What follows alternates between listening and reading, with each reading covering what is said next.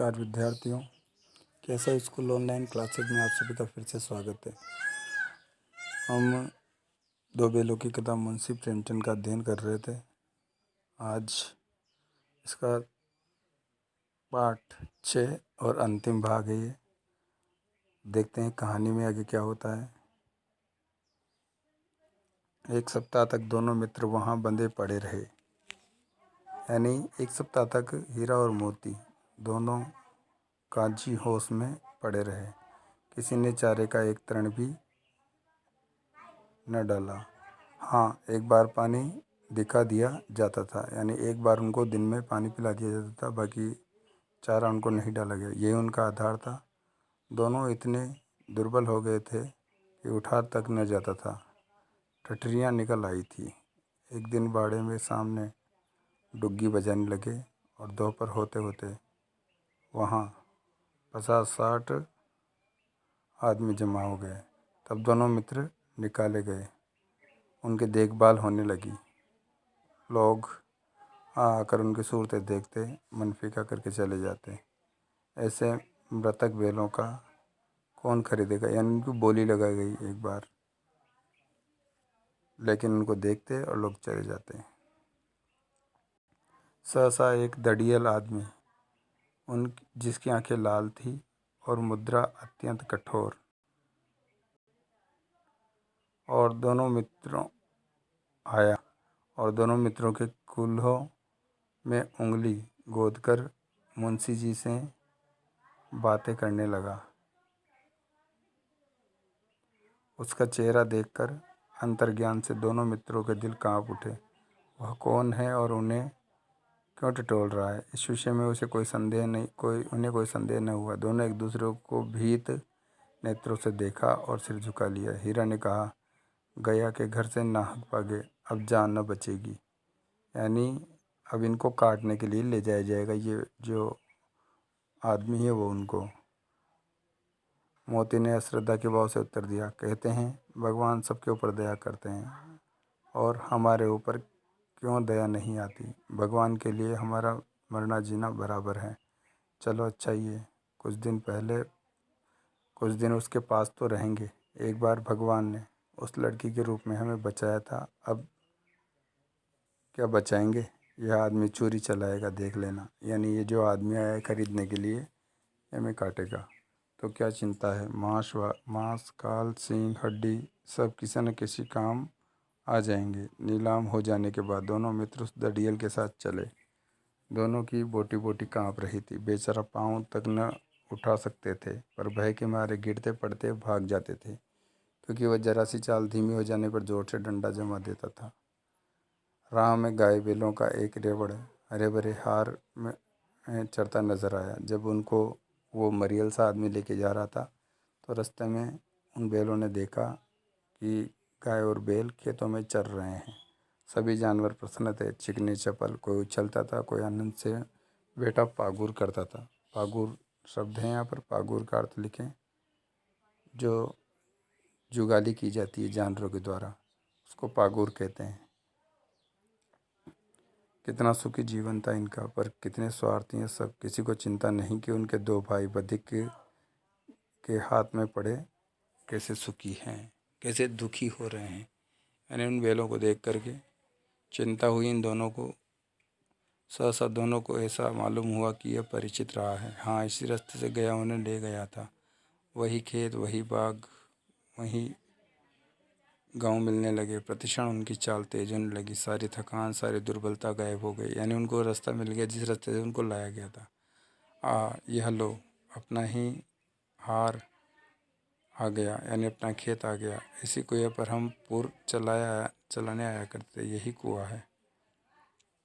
मोती ने कहा, हमारा घर नगीच आ गया, यानी घर पास आ गया। हीरा बोला, भगवान की दया है, मैं तो अब भागता हूँ, यह जाने देगा, इसे मैं मार गिराता हूँ। नहीं नहीं, दौड़कर थान पर चलो, वहाँ से हम आगे न जाएंगे। दोनों उन्मत्त होकर बछड़ों की भांति कोलले करते हुए घर की ओर दौड़े। वह हमारी थान है। दोनों दौड़कर अपने थान पर आए और खड़े हो गए। दड़ियल भी पीछे पीछे दौड़ा चला आ रहा था। जूरी द्वार पर बैठा धूप खा रहा था। बैलों को देखते ही दौड़ा और बारी बारी से गले लगाया।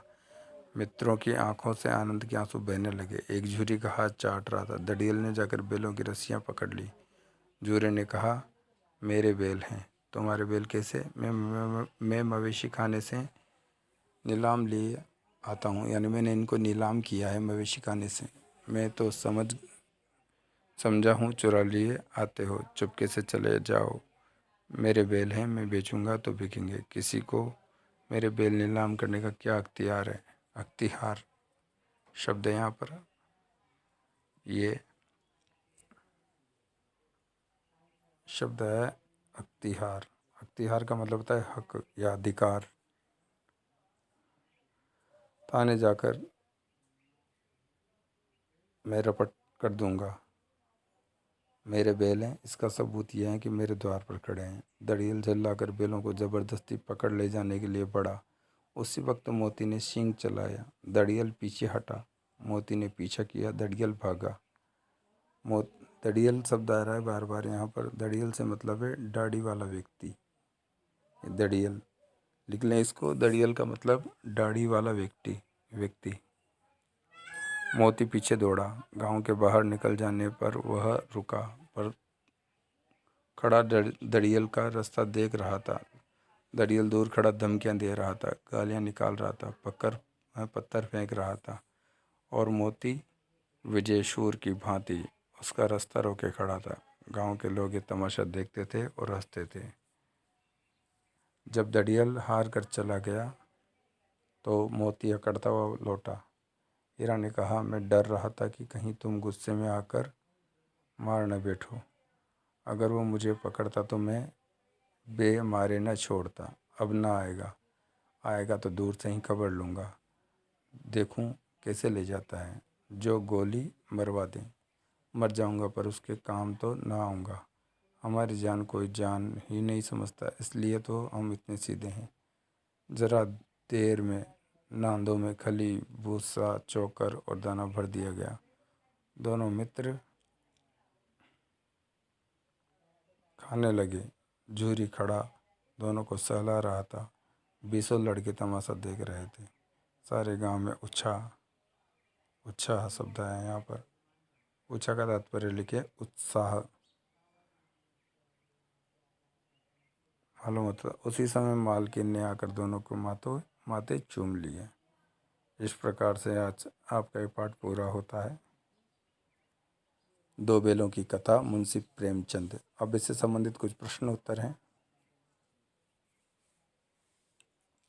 अब इनको देख लेते हैं। कौन कौन से करने में मैं बताऊंगा। काजी हाउस में कैद पशुओं की हाजिरी क्यों ली जाती होगी? अब काजी हाउस में अनेक पशुओं को रखा जाता है, उनकी हाजिरी क्यों ली जाती होगी? ताकि ये ध्यान रखा जा सके कि कोई पशु काजी हाउस से बाहर तो नहीं गया, या बाहर तो यहाँ से कैद से छूट करके बाहर तो नहीं चला गया होगा। छोटे बच्ची को बैलों के प्रति प्रेम क्यों उमड़ आया? क्योंकि वो भी छोटी बच्ची को भी प्रताड़ना झेलनी पड़ रही थी, उसी प्रकार की जिस प्रकार की प्रताड़ना उन बैलों को झेलनी पड़ रही थी। तो दोनों का समान व्यवहार होने के कारण दोनों में प्रेम उमड़ आया। कहानी में बैलों के माध्यम से कौन कौन सी नीति विषयक मूल्य उभर कर आ रहे हैं? परतंत्रता बहुत बुरी होती है। परतंत्रता यानी दूसरों के अधीन होना।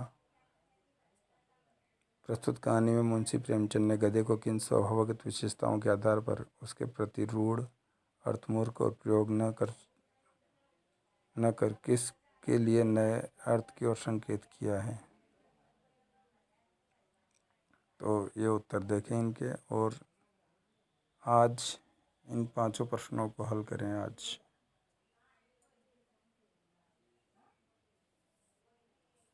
इन पांचों प्रश्नों का उत्तर आज अपने कुप में लिखें, ढूंढ करके पाठ में से।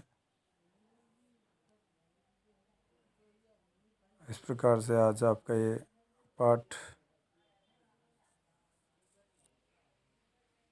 समाप्त होता है। एक प्रश्न ये भी लिख लें। गया ने हीरा मोती को दोनों बारसों का भूसा खाने के लिए क्यों दिया? क्योंकि गया पराए बैलों पर अधिक खर्च नहीं करना चाहता था। गरीबी के कारण खली आदि खरीदने की उसके बस की बात नहीं थी। वह हीरा मोती के व्यवहार से दुखी था। ये इसमें सही आंसर रहेगा ग वाला।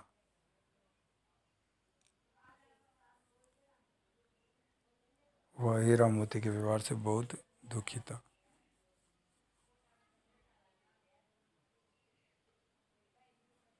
तो इनको करें आज। ठीक, अब पद्य भाग की ओर हम चलेंगे। इसके बाद पद्य भाग पढ़ेंगे अपन आने वाले वीडियो में। धन्यवाद।